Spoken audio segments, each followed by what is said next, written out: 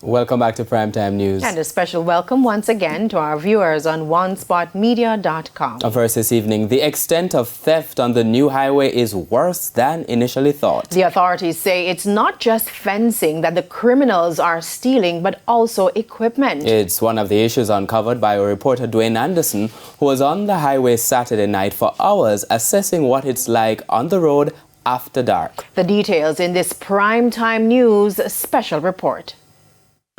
What should have been the dream solution to traffic in these parts has become a nightmare for motorists and even the authorities. Stray cattle and thieves are plaguing the new leg of Highway 2000, linking Maypen to Williamsfield. But the authorities are not allowing things to go unchecked. As promised, the police have increased their patrol of the highway. This particular unit is from the Highway Patrol Division.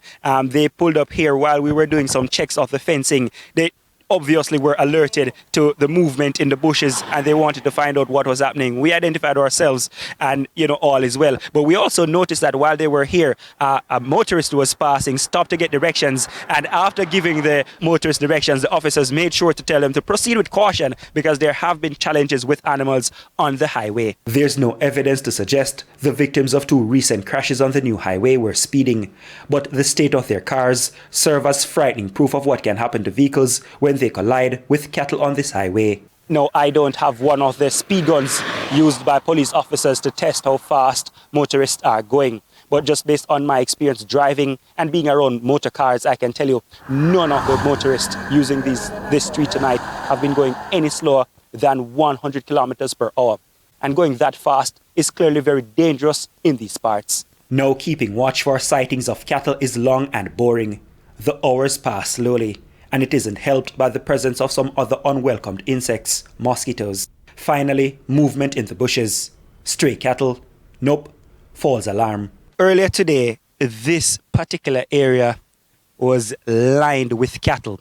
It's seemingly a favorite grazing area for the animals. The good thing now for motorists using this particular area of the highway is that not a single animal is to be seen. But the bad news is that should any of those animals escape wherever they are tonight, they have very easy access to the highway.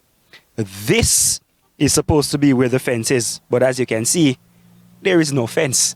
Easy access. About an hour and a half into our surveillance, the NROC boss showed up. Purely by coincidence that I ran into your team tonight. But as you can see, we have a team out here monitoring the highway to make sure that everything is all right, to make sure that motorists are okay.